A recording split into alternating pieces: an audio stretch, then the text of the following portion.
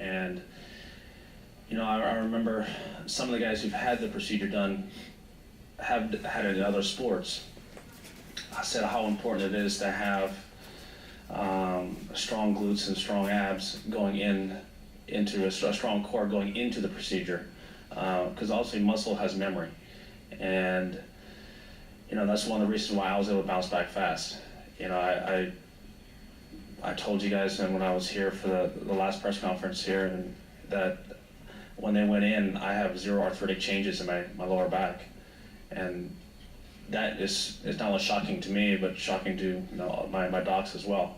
All the different strengthening exercises that I have done throughout the years have really paid off, and have allowed me to get back quicker and get back to this point. And is there some percentage of possible risk that you're taking by coming back early and not waiting for another few weeks or a month or whatever? No, obviously I'm going to get stronger as time goes on, but it's the risk is minimal, and just like it is with every round we play, you can hit behind a tree root and damage something, and awkward lies. You know, just little knick-knack things that have happened to all of us who play at this level, and I'm no different in that regard. Okay, you can go right on this. Yeah. Tiger, in the past, you've tried every kind of trouble shot known to man and invented some that nobody's ever seen before. Do you think you'll take those kind of shots because of risk? It's one thing. And the second thing is, have you listened to your body enough in the past when it started to warn you of things, and how will you treat that issue in the future? No, I shouldn't have any issue because I'm going to hit every fairway, hit every green, and I won't have a single problem. No, but as far as listening to my body, you know, that's one thing I have learned stubbornly over the years, is that I have to do this, and especially, particularly with this injury, this is very different than pushing through, you know, my knee injuries in the past. I could play through it, I just couldn't play through this. Nerve impingement is, as I said, it's no joke. And as I said with Barry here, is that there are days when I go out there and I practice, and you know what, it's just not quite right. Let's just ice it, let's just get away from it, and let's get treated, reevaluate, let's come back the next day, and let's see where we are. Next day, felt great, can we go back another 10 yards and hit 10 yards further? Yeah, we can, perfect. But if I wouldn't have listened to my body, I wouldn't have been able to do that. And as you know, in the past, I probably would have pushed through it and set myself back, and then kept pushing harder and harder and harder until stuff breaks. Good. Okay. Hank, go ahead. Tiger, in the past, coming back from your injuries, surgeries, you always said that once you were healthy, the best thing was it allowed you to practice more. Mm-hmm. I'm wondering, when the back spasm started back before the Barclays last year, did that force you to cut back your practice schedule? Absolutely. I was not able to practice. I was not able to spend the time out there. I was not able to do the work that I'm accustomed to doing. I'd always much rather practice than go out there and play 36 holes with my buddies and do that nature. I like to do a lot of work, and I wasn't able to do that, and spent a lot of time trying to chip and putt, but actually that was the worst thing for me to do because I was more bent over there. And the least problem I had was actually driving the golf ball. I remember Freddie, when he was at Sherwood, and he would warm up with his 5-wood. It was his first club he'd warm up with because he couldn't bend over and hit a sand wedge yet. And I got to that point where I'd much rather just tee up drivers and hit drivers and then work my way back down the bag the other way. But that's not the case now. So I'm back to my normal warm-up routines, normal practice routines, and no issues. Over here with Rex and then Doug. Tiger, you talked last month at Media Day about getting your explosiveness back. When did that happen? It still hasn't happened. Not to where that I'm. Not to the level that I'm used to. Not to the level that I'm used to being that explosive. That's going to come in time. We haven't done any explosive lifts of that I'm used to doing. So that will happen over time. Over Doug. You're pain-free? Yeah. Okay, so when's the last time you were that way or felt this good? Other than the headache of coming in here, you like that? It's just because you shaved off this. Good point. No, it's been a very, very long time. Probably a good 2 years since I've felt this way, because I had the Achilles, and then that went away, and then I started getting this back thing. But the thing is, initially with my back, it was week to week. You know, I'd have good weeks where I felt fantastic, and those were the weeks I actually played well last year. You know, I won 5 times last year, and then there were weeks where, you know, I just couldn't move. I'm like, what is going on here? And then it started progressively deteriorating from there, and got to a point where I had to pull out of an event, and then struggled through my last round I played in.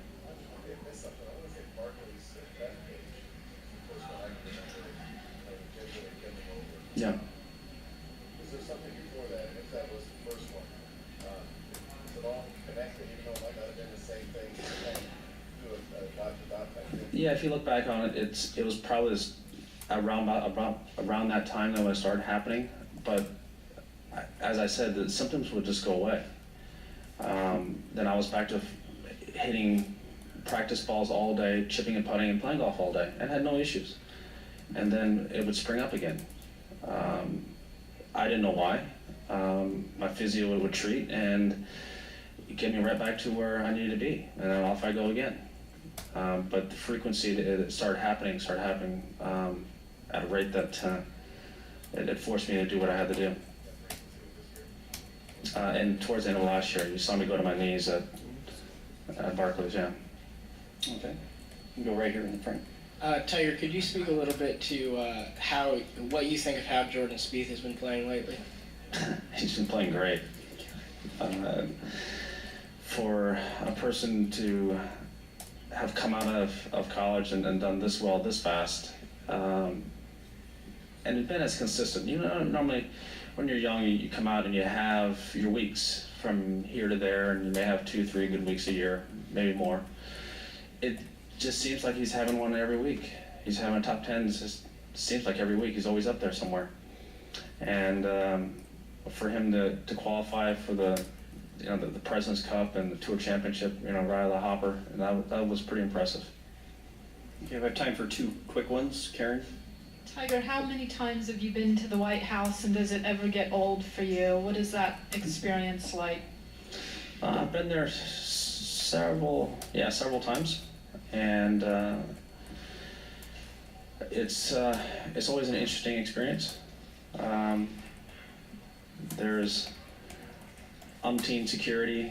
Obviously, there's cameras when you don't know where there's cameras, and everything's so well lit. I got a chance to go in the Oval Office, and that was a pretty neat experience.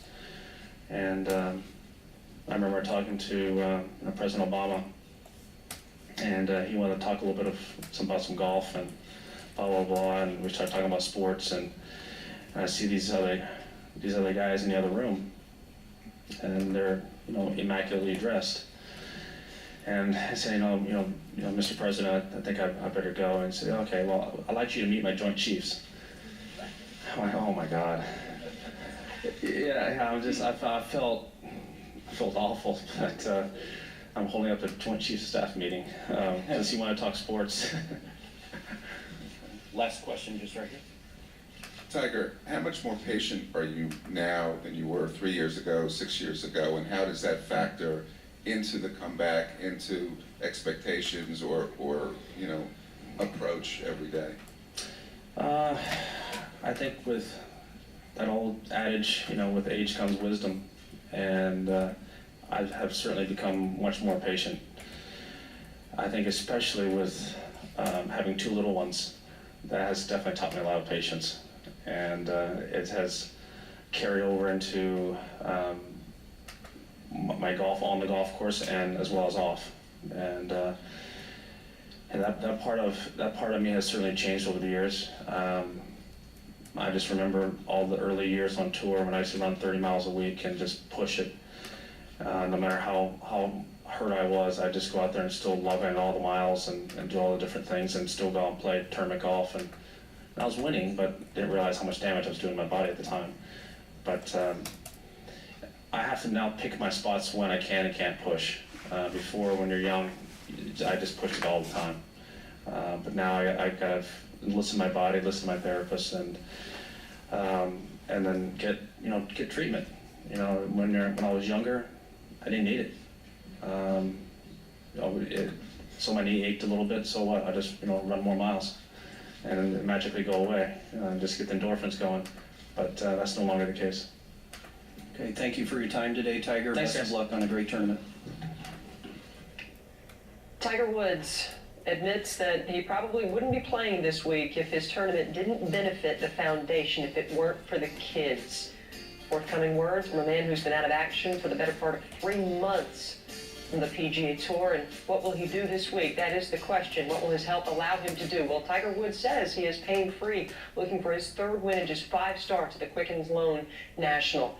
I thought it was compelling from start to finish, David. Very fascinating. Said expectations don't change as he tees it up for the first time competitively since March. Said he believes the risk is minimal, but I have to listen to my body more than he ever has with this injury. So a lot of respect for what he's gone through. This is different from his knees and from his Achilles injury. And let's welcome in another member of our team who is on site in Barrington, Rhode Island this week, covering the CBS Caremark Charity Classic, our own Gary Williams on hand. Gary, I know you were glued to the press conference like everyone else in the golf world. Your reaction to Tiger Woods admitting that he's coming back sooner than his camp thought originally, but he wants to do it for the kids. Kelly, first of all, we just listened to a really bright guy for the last 20 minutes or so. And the thing that I took away from what he had to say is that he thoroughly educated himself as to what he needed to do, how to do it, and to this very day doing all the things necessary so that he doesn't live with the type of pain that he has had clearly over the last couple of years. And as you just alluded to, the question that Todd Lewis asked, would you be here if the foundation was not involved? And he said, no, I wouldn't. We were targeting the Open Championship. And for me, there are 2 things that will be interesting going forward. Will he have to be selective with the number of starts for the balance of this year? And I asked that question because we don't know, unless he wins, if he's going to be in a position. He talked about the playoffs, the Ryder Cup scenario. Can he play that many events in a row? They have a lot of golf from the Open Championship on the back end to that Ryder Cup. Can he play that much competitive golf? Is he going to have to take some weeks off? That was something I think is going to be very interesting. And also, how will we collectively, as the golf media, assess what he does day to day? Nobody has a referendum on him more than he does with respect to shot, round to round, event to event. Are we going to lower our expectations and give him some time to get competitive again? Or because he said the expectations don't change, so I assume that means ours won't either. That I think is going to be very interesting, how we assess his play starting this week and going forward. Well, the golf world definitely has its big story in Tiger Woods once again. Gary, thanks so much for your audio reporting today from Barrington, Rhode Island. We'll see you in Studio AP soon. Okay, gang. See ya.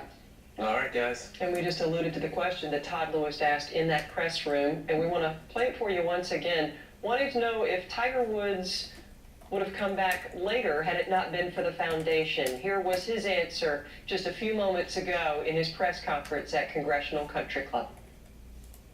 If this wasn't the foundation and our impact of what we can have with kids, I probably would not. As I said, our goal was the British Open, and I healed extremely fast thanks to my physios and my nutrition and all the different things that we did and the protocols and the MRIs and all the different steps that we've done along the way have allowed me to get to this point. And also, you have to do all these tedious strengthening exercises. And, I remember some of the guys who've had the procedure done have had it in other sports. I said how important it is to have strong glutes and strong abs going into a strong core going into the procedure, because also muscle has memory, and that's one of the reasons why I was able to bounce back fast. I told you guys when I was here for the last